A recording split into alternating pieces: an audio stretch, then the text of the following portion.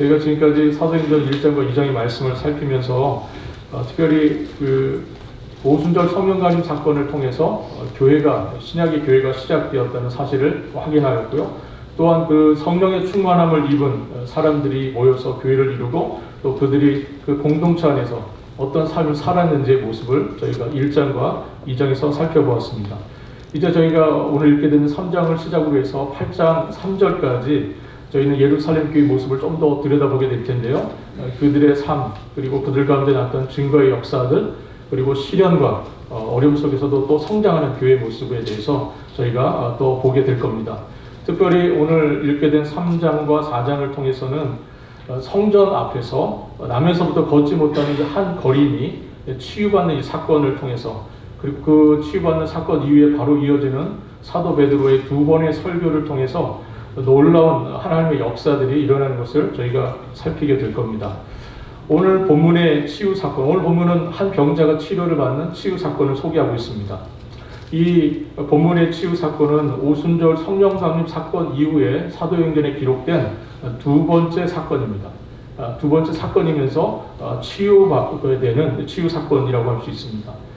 사실 우리가 이 본문의 사도행전의 저자인 누가가 이미 2장 43절에서 이 앞에서 사도들을 통해서 많은 기적과 표적이 행해졌음을 누가가 소개를 했었습니다. 그러나 특별히 이 많은 기적과 표적 중에서 특별히 한 사건, 오늘 본문 3장에 기록된 이 사건을 누가가 특별히 선별하여서 우리에게 소개를 하고 있습니다. 많은 기적과 이적과 표적이 나타났지만 특별히 누가가 오늘 본문에서 이 3장에 이 한 거린이 치유받는 이 사건을 특별히 소개한 이유가 있습니다. 특별히 많은 일들이 있었지만 그 중에 특별히 하나를 예를 들어서 설명하는 데는 그만한 특별한 목적과 이유가 있다고 생각이 됩니다. 특별히 사도 요한도 그가 그의 복음서를 쓸 때에 20장 30절과 31절에서 이런 이야기를 합니다. 예수께서 제자들 앞에서 이 책에 기록되지 아니한 다른 표적도 많이 행하였으나 오직 이것을 기록함은 너희로 예수께서 하나님 아들 그리스도이심을 믿게 하려 함이요 또 너희로 믿고 그 이름을 힘입어 생명을 얻게 하려 함이니라 라고 이렇게 의도를 밝혔습니다. 예수께서 요한복음에 기록되지 않은 많은 기적들도 하셨지만 특별히 요한복음에 요한이 이 사건들, 이 기적들을 소개하는 이유와 목적이 있다 하는 것이죠. 마찬가지로 사도행전을 기록한 누가도 많은 기적과 표적이 사도들을 통해서 나타났지만 특별히 오늘 본문 사건을 주목하여서 기록하는 그 이유와 목적이 있다는 겁니다. 첫 번째로 이 사건, 이 치유 사건이 나타난, 이 일 이후에 나타난 결과, 그리고 그 사건이 갖고 있는 의미 때문에 누가가 특별히 3장에서 이 치유 사건을 소개하고 있다고 볼 수 있습니다. 3장에 기록된 나면서부터 걷지 못하게 된 사람의 이 기적적인 치유, 이 사건은 이것을 계기로 해서 이후에 4장 4절을 보면요, 무려 5,000명이나 되는 사람들이 구원을 받는 역사가 일어납니다. 이 사건 이후에 바로 사도 베드로의 설교가 이어지고 그 설교를 듣고 회심한 사람들이 무려 5,000명에 이르게 되었다라고 소개를 하고 있습니다. 물론 이 숫자도 엄청난 의미를 갖죠. 이 숫자도 엄청난 의미를 갖습니다. 왜냐하면 오순절 성령강림 사건 바로 이후에 했던 베드로의 설교를 통해서 우리가 2장에서 확인했던 것처럼 3,000명의 회심자들이 있었습니다. 그런데 이 사건 이후의 회심자는 무려 5,000명이 이르렀기 때문에 이 숫자도 엄청난 의미를 갖고 있고요. 그것보다도 사실은 이 본문이 갖고 있는 또 다른 중요한 또 의미를 갖고 있다고 할 수 있습니다. 이 사건은 예수님을 효과적으로 증거하고 예수님을 아주 잘 소개할 수 있는 그런 결과를 가져왔기 때문입니다. 그 결과로 많은 사람들이 주님께로 돌아오게 되었습니다. 이 사건이 우리에게 보여주는 것은 이 땅의 교회가 자신들이 하는 이 사역을 통해서 우리가 하는 이 사역을 통해서 어떤 결과들을 의도하고 무엇에 집중해야 되는지를 이 사건이 우리에게 보여준다고 할 수 있습니다. 교회가 하는 모든 사역, 이 사역의 성격이 어떻게 규정되어야 하고 우리의 사역은 어떤 일에 집중되어야 되는지를 이 사건이 오늘 우리에게 보여준다고 할 수 있습니다.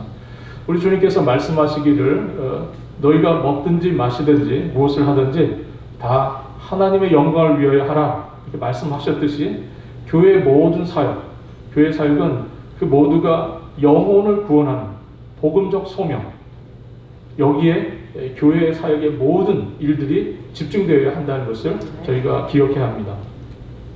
우리가 친교를 할 때라도 또 우리가 교제를 하고 구제를 하고 선교를 한다는 모든 우리 교회 사역이 한 가지 분명한 목적, 즉 복음적 소명, 영혼을 부령하는 이 일에 저희들의 모든 일이 집중되어야 함을 오늘 본문 사건을 통해서 저희가 볼 수 있습니다.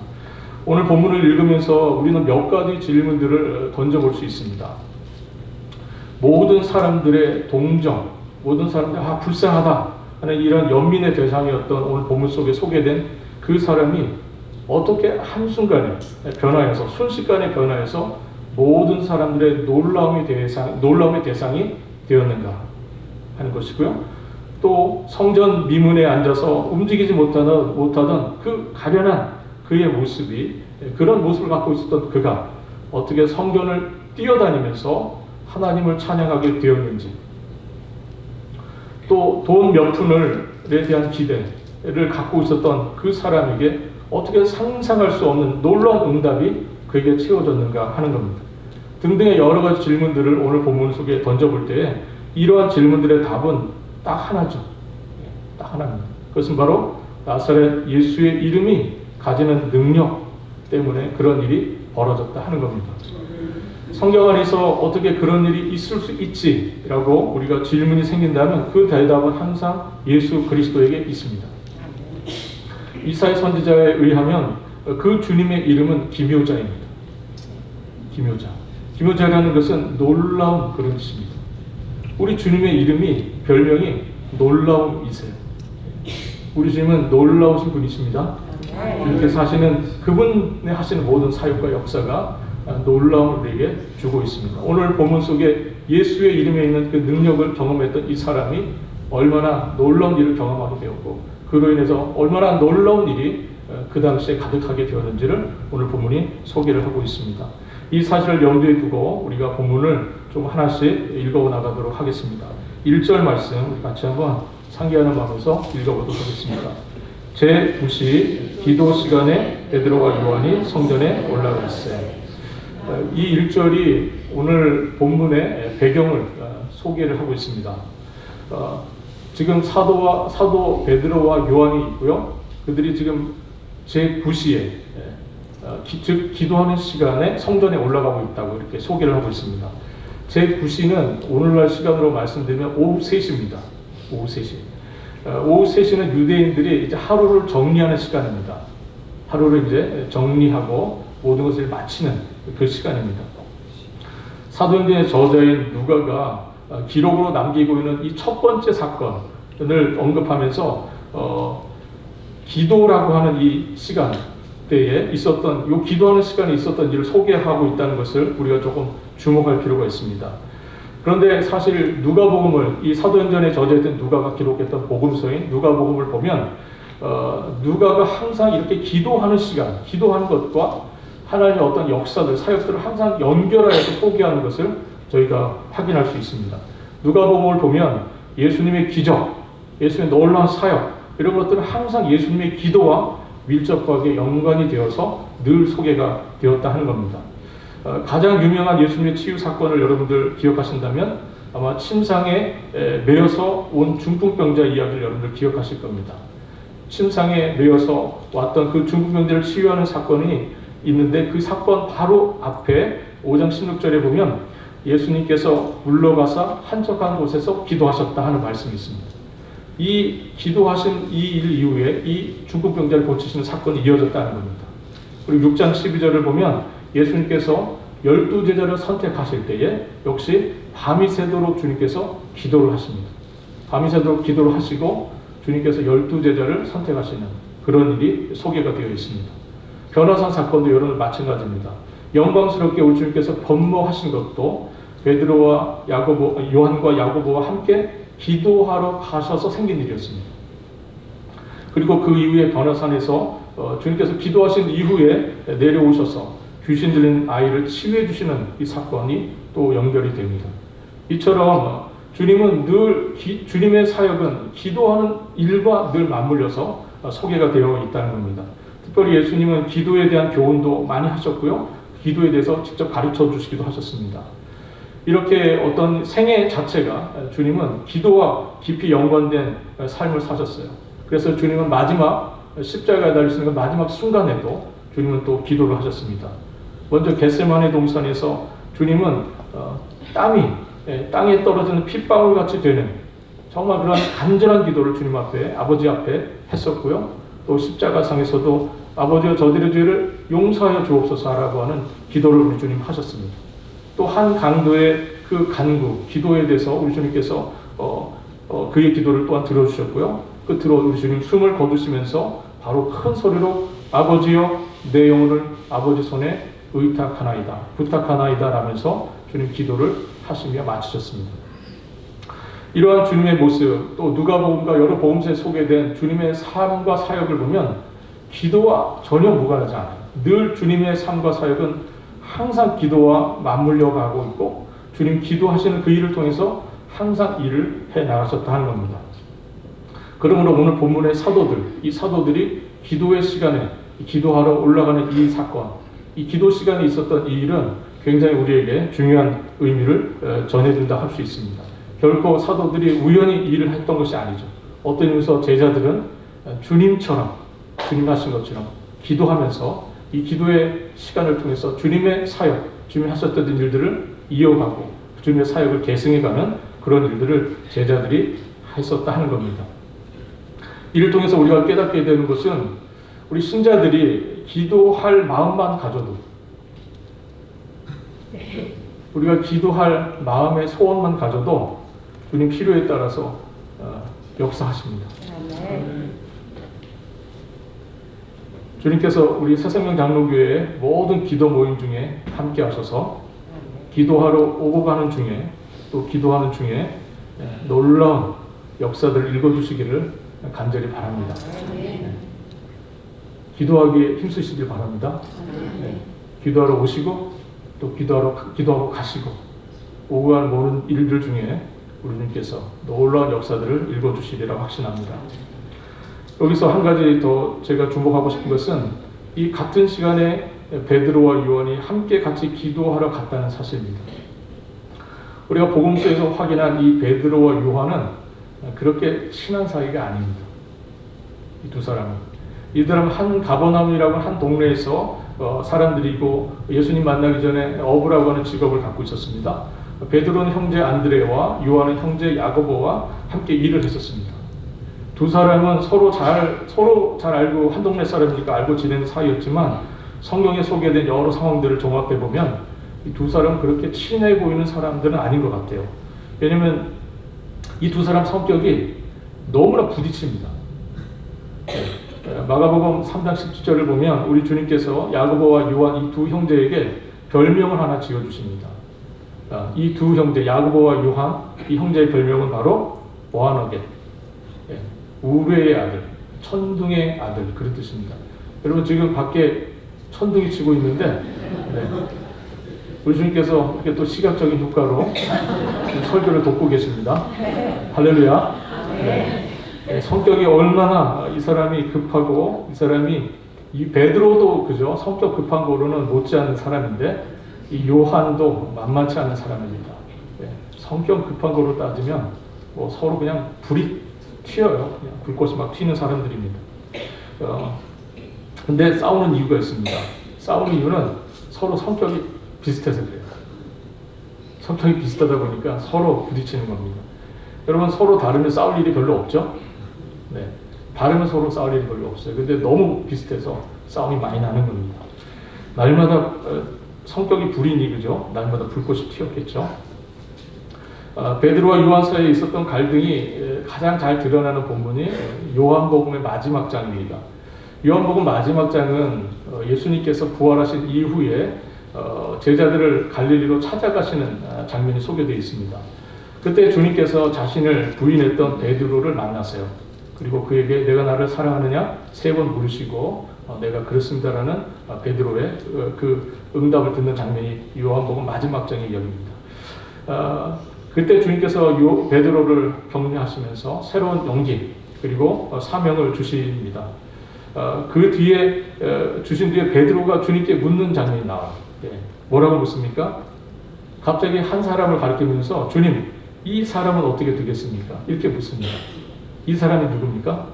그렇죠. 요한입니다. 요한. 베드로가 갑자기 왜 이 요한, 이 사람은 어떻게 되겠습니까? 라고 묻게 했습니까? 베드로는 굉장히 궁금했어요. 이 말은 베드로가 정말 새롭게 주님의 용서와 또 새롭게 함, 그리고 새롭게 사명을 부여받는 그 순간이거든요. 그런데 그 순간에 지금 베드로는 저 사람, 요한은 어떻게 됐습니까? 이렇게 물은 거예요. 요한을 의식하고 있는 겁니다, 지금. 그렇죠? 요한을 의식하고 있는 거죠. 의식하고 있지 않다면 이렇게 질문할 이유가 없다고 봅니다. 그는 요한이 궁금해서라기보다도 요한을 의식하고 있는 말이라고 할 수 있어요. 어떤 의미에서 요한에게는 정말 이 베드로와 경쟁하는, 베드로에게는 요한과 경쟁하는 그런 심리가 있었다고 생각합니다. 그래서 주님께서 베드로에게 이렇게 말씀하시죠.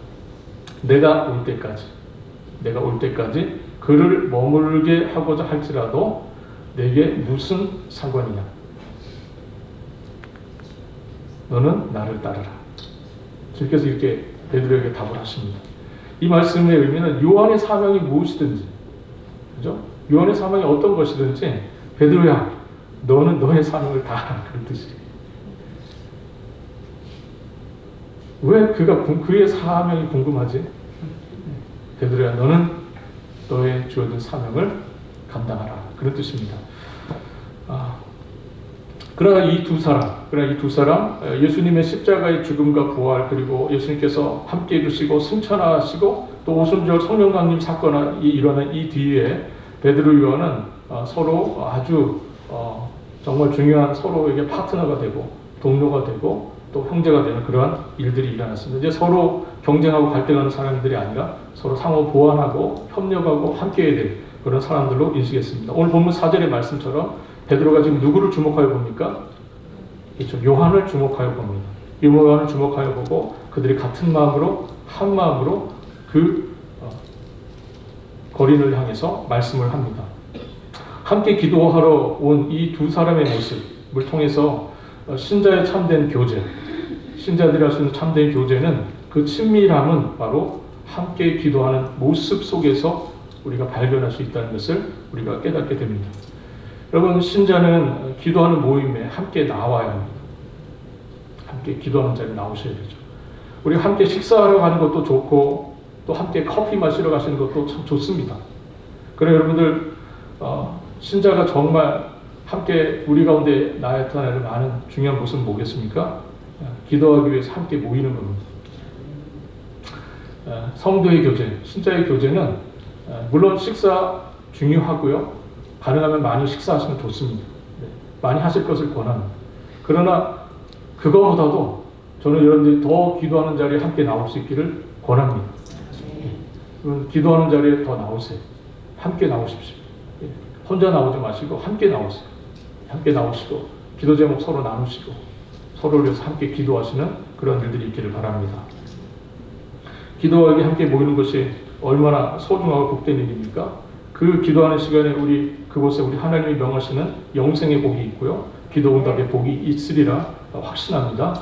여러분들 그곳에서 기도 응답의 복을 누리시는 여러분들 될 수 있기를 우리 주님의 이름으로 바라겠습니다. 2절 한번 같이 읽도록 하겠습니다. 남에서 못 걷게 된 이를 사람들이 메고 오니 이는 성전에 들어가는 사람들에게 구걸하기 위하여 날마다 미문이라는 성전 문에 두는 자라. 본문 속에 한 사람이 소개되어 있습니다. 그는 사람들에 의해 실려와서 성전 미문에 앉혀지게 되고 성전에 들어가는 사람들에게 구걸을 하는, 그래서 생계를 이어야 하는 그런 불쌍한 거린입니다. 미문이라고 하는 찬란하고 아름다운 그 문 앞에, 또 뷰티풀 게이트라고 하는 요 문 앞에 정말 초라한 모습으로 구걸하기 위해서 앉아있는 이 한 인생, 이 사람의 모습이 너무나 대조적이에요. 아름다운 문 앞에 있는 이 초라한 한 인생. 이 사람이 사도들의 치유 사역의 첫 번째 대상으로 등장이 됩니다. 누가복음에 기록된 예수님의 사역과 생각해보면, 예수님께서 하셨던 사역들 생각해보면 오늘 이 본문의 사건은 굉장히 서로 연결이 되어 있고 당연한 일이라고 할 수 있습니다. 우리 누가복음 한번 7장 22절 한번 같이 읽도록 하겠습니다. 누가복음 7장 22절 같이 읽습니다. 예수께서 대답하여 이르시되 너희가 가서 보고 들은 것을 요한에게 아뢰되 맹인이 보며 못 걷는 사람이 걸으며 나병 환자가 깨끗함을 받으며 귀먹은 사람이 들으며 죽은 자가 살아나며 가난한 자에게 복음이 전파된다 하라. 네. 이 말씀은 세례 요한이, 여기에서 요한은 예수님의 제자 요한이 아닙니다. 세례 요한이 예수님에 대한 소문을 들었어요. 네. 예수님에 대한 소문을 듣고 예수님께서 그들이 오랫동안 기다리신 메시아인지가 궁금했습니다. 그래서 세례 요한이 제자들을 보내서 예수님께 물은 장면입니다. 그러자 주님께서 우리가 기다리던 그분이 바로 당신입니까? 라는 이 세례 요한의 제자들의 질문에 대해서 예수님께서 이렇게 답을 하신 겁니다. 너희가 가서 보고 들은 것을 요한에게 알리되 맹인이 보며 못 걷는 사람이 걸으며 나병 환자가 깨끗함을 받으며 귀먹은 사람이 들으며 죽은 자가 살아나며 가난한 자에게 복음이 전파된다 하라.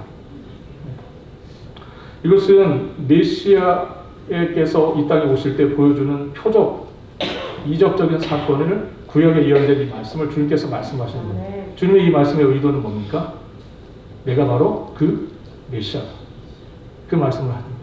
이러한 표적들이 나타나고 있고 일들이 행해지고 있으니 일들을 하는 내가 바로 메시아다. 그 말씀을 주님께서 하고 계시는 겁니다.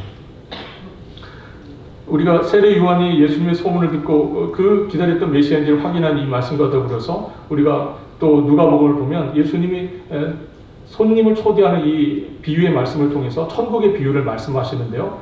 그 천국의 잔치에 초대받는 사람들의 그 명단에 못 걷는 사람이 포함되어 있습니다. 즉 못 걷는 사람이 걷게 되는 이 일, 그 사람들이 하나님 나라의 이 잔치에 초대받는 이 일, 이것이 바로 메시아가 이 땅에 오시고 그리스도께서 이 사역을 하셨다고 하는 놀라운 사건을 보여준 걸 할 수 있습니다. 오늘 본문의 사건은 예수님의 제자들도 바로 주님께서 하셨던 그 사역을 그대로 계승하고 있다는 것을 보여주는 장면이라고 할 수 있습니다. 즉 제자들이 예수님의 사역을 계승함으로 그리스도께서 육체로 이 땅에 계실 때 행하셨던 일, 그것과 똑같은 일을 승천하신 후에도 여전히 주님의 제자들을 통해서 하고 계심을 보여주는 그런 장면이라고 할 수 있습니다. 그날 그 거리는 정말 큰 도움을 받을 것을 기대를 했던 것 같아요. 왜냐하면 앞에 지나가는 이 두 사도가 갑자기 주목하여 보는 겁니다. 자신을 보면서 말을 걸었습니다. 이 사람은 가장 좋은 몫의 자리를 잡고 있었습니다. 왜냐하면 많은 사람들이 지나가는 자리고 특별히 그 자리는 기도하는 사람들이 지나가는 자리입니다. 기도하기 위해서 지나가는 사람들이 지나가는 자리고 기도를 마친 사람들이 또 지나가야 하는 그 자리. 예. 그리고 기도하는 사람의 마음 상태가 어떻겠습니까? 네. 기도하러 가는 사람의 마음, 그리고 기도하고 내려오는 마음의 사람. 예. 그 사람들의 마음은 주님의 은혜로 충만하겠죠? 예. 그런 그분들에게서 얼마나 많은 구제의 역사가 일어나겠습니까? 그죠? 예. 주머니를 마음껏 여시겠죠. 예. 그래서 이 거린이 그 기대를 가지고 그곳에 있었고, 갑자기 말을 보니까 큰 기대감을 가지고 베드로와 요한을 봅니다. 우리를 보라 이렇게 합니다. 예. 우리를 보라. 이 사람이 얼마나 큰 기대를 가졌겠습니까? 많은 사람들이 대부분 쳐다보지도 않고 관심 갖고 휙 지나가는 그 대부분의 사람들이 그랬을 텐데, 이 사람들이 갑자기 우리를 보라 이렇게 하니까 굉장히 기대가 컸을 겁니다. 그런데 너무나 큰 실망이 이어집니다. 뭐라 그럽니까? 내게 은과 금이 없다. 사람 장난하는 겁니까? 예. 지금 구걸한다고 사람 우습게 보냐 하는, 그래도 화를 낼 만한 그런 상황입니다. 보라 해놓고 돈이 없다 이렇게 말하니까요. 이게 얼마나 황당합니까? 그죠? 그런데 베드로가 계속 말을 이어갑니다. 오늘 6절에 내게 있는 이것을 내게 주노니 나사렛 예수 그리스도의 이름으로 일어나 걸으라. 거린의 기대 그리고 주님이 주실 것 사이에 너무나 큰 괴리와 간격이 있었습니다. 사실 그 사람은 걸을 수 있는 능력을 달라고 병 고쳐달라고 요구한 게 아니었어요. 그가 그 시간에 베드로와 요한에게 기대했던 것은 그냥 돈 몇 푼을 주는 겁니다. 그 정도를 기대했어요. 그래서 좀 많이 주면 내가 며칠 그냥 쉬어도 될 정도의 그런 적선을 좀 받으면 좋겠다. 그런 기대를 가지고 있었을 겁니다. 그런데 베드로는 요한과 더불어서 그에게 돈이 아닌 정말 그에게 꼭 필요한 것이 있다고 보였고 그것을 채워주었습니다. 사랑하는 성도 여러분, 우리 주님께서 여러분들에게 주고자 하시는 것, 우리 주님께서 여러분들에게 주시기를 원하시는 것, 그것이 뭡니까? 우리 주님은 여러분들에게 무엇을 주기를 원하실까요? 주님은 그의 인생을 변화시키시고 그의 삶을 송두리째 바꾸며 나아가서 영생의 소망을 주기를 원하셨습니다. 이 사건은 우리의 인생에 참으로 필요한 것이 무엇인지를 깨닫게 해주시는 귀한 사건입니다. 그는 몸이 늘 아팠습니다. 사람들의 시선은 항상 따가웠습니다. 언제나 삶은 쪼들렸고 배가 고팠습니다. 그런데 그를 더 힘들게 했던 것이 있습니다. 그것은 그가 하나님의 백성으로 태어났지만 하나님의 백성답게 대접을 받지 못했기 때문입니다. 그는 몸에 있는 장애로 인해서 성전의 출입이 금지되었습니다. 그는 성전에 들어가 기도할 수 없었고 찬양할 수 없었고 말씀을 들을 수 없었습니다. 이 얼마나 큰 비극입니까? 그는 하나님의 백성으로 태어났지만 하나님을 예배할 수 없는 그런 사람이었습니다. 치유되자마자 그가 보였던 행동을 보면 그 일이 그에게 얼마나 큰 아픔이었는지를 우리가 알 수 있습니다. 여러분, 치유받은 직후에 그가 보였던 행동은 뭡니까? 그가 두 사도와 함께 성전에 들어가서 뜰을 거닐고 뛰면서 하나님을 찬양했습니다. 그의 하나님을 향한 감사, 기쁨, 찬양이 성전 가득히 올라갔습니다.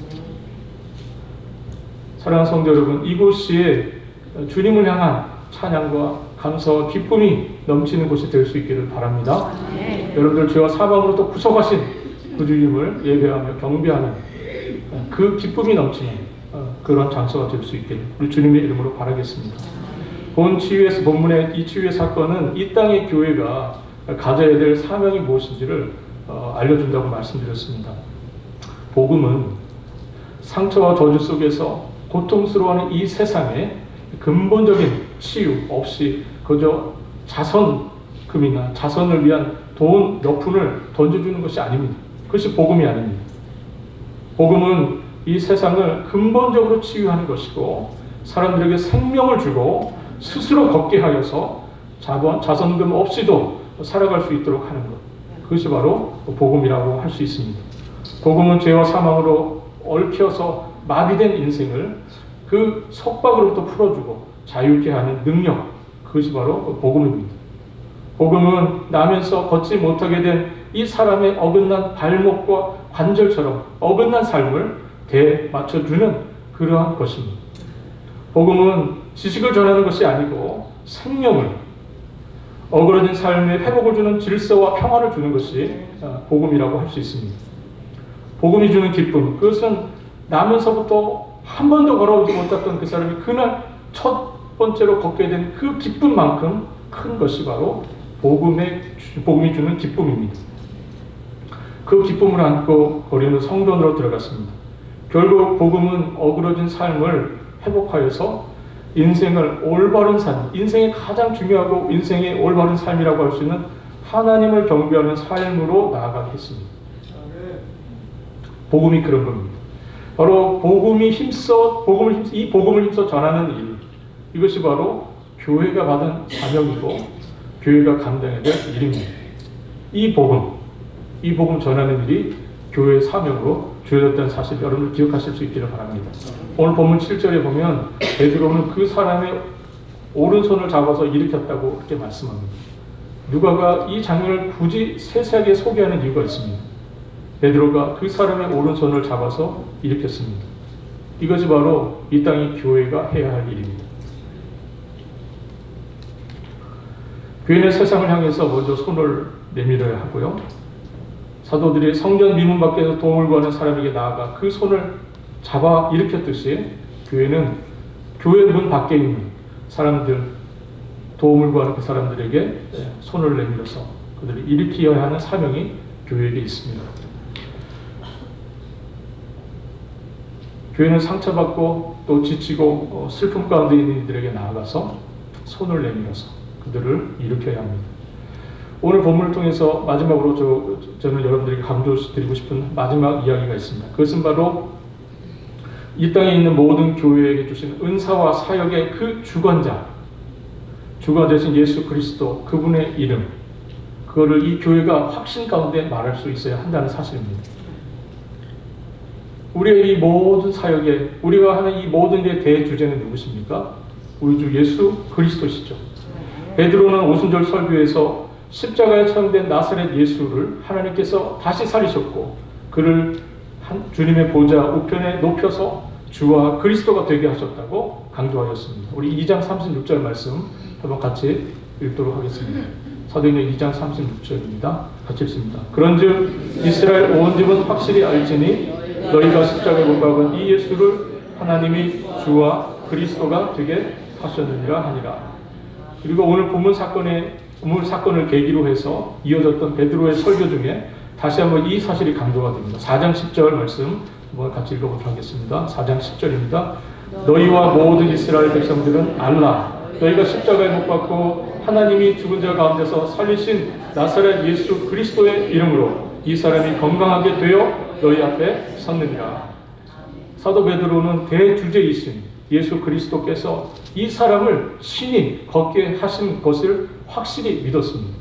그를 걷게 하실 것이라고 확실하게 믿었기 때문에 베드로는 나사렛 예수 그리스도의 이름으로 일어나 걸으라고 명령할 수 있었던 겁니다. 베드로의 마음속에는 대주제가 되시는 우리의 주와 그리스도가 되시는 그 예수 그리스도의 그 이름에 소망을 두었고 그 능력을 확신했습니다. 그가 그래서 담대하게 그 거린을 향해서 외칠 수 있었던 겁니다. 여러분, 저는 여러분들에게 묻겠습니다. 여러분들은 예수 그리스도의 그 이름에 확신을 갖고 계십니까? 여러분들도 이 베드로와 요한처럼 나아가서 말할 수 있습니까? 선포할 수 있으십니까? 찾아가서 예수 그리스도 그 이름에 있는 능력과 예수 그리스도 그 이름에 있는 소망을 여러분들 확신 가운데 선포하고 말할 수 있으십니까? 오늘 이것이 교회에게 주어진 중요한 사명이라는 사실을 오늘 이 아침에 저희가 함께 기억할 수 있기를 바랍니다.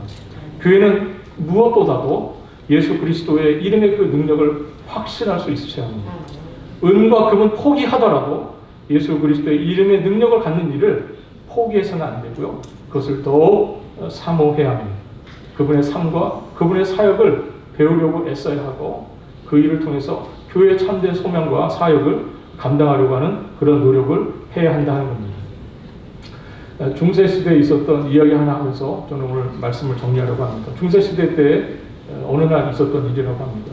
교황 이노센트 3세가 교회에 들어온 많은 돈을 세고 있었다고 합니다. 헌금 많이 된 거죠. 그렇게 세고 있었다고 합니다. 그런데 토마스 아퀴나스라는 사람이 방문하자 교황이 이렇게 말을 했다는 거죠. 여보게 토마스, 이제 교회는 더 이상 은과 금은 내게 없거니와라고 말할 수 없게 되었네. 그러자 토마스 아퀴나스가 이런 말을 합니다. 그렇군요. 그러면 이제 교회는 더 이상 일어나 걸어라라고 말할 수도 없게 되었습니다. 오늘날 우리 교회가 무엇에 집중해야 되는지 이 본문이 잘 말씀하고 있다고 생각합니다. 사랑하는 성도 여러분, 예수 그리스도 그 이름에 있는 능력을 확신하시는 여러분들 되시기를 바랍니다. 우리 새생명 장로교회가 예수 그리스도로 충만해지기를 바랍니다. 예수 그리스도로 가득 채워지기를 바랍니다. 우리 주님이 어떤 분이신지를 더욱 깊이 묵상하시고 십자가에 달려서 우리 주님이 우리들에게 주시는 그 은혜가 무엇인지, 그리고 그 그리스도는 이 세상을 향해서 어떤 일들을 하실 수 있으신 분이신지 그것들을 깊이 묵상하시는, 그래서 그 예수의 그 이름의 능력과 그 이름의 소망으로 충만해 주신 여러분 되실 수 있기를 우리 주님의 이름으로 바라겠습니다. 기도하겠습니다.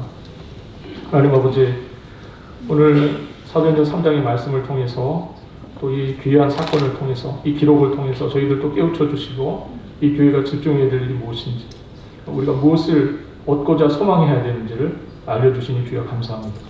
교회가 어리석은 마음에 은과 금을 얻기 위해 애쓰는 어리석음에 빠지지 않게 하시고 이 땅의 교회가 그리스도인들이 예수의 능력, 예수의 이름에 있는 그 소망을 더욱 간절히 갖기를 소망하는 그런 일들이 있게 하시고, 정말 이 어두워져가는 세상, 그 세상을 향해서 그리스도의 참된 복음을 증거하는 교회, 저희들의 삶이 되도록 주여 인도하여 주옵소서. 감사드리며 우리 주님 되시는 예수 그리스도의 이름으로 기도합니다. 아멘.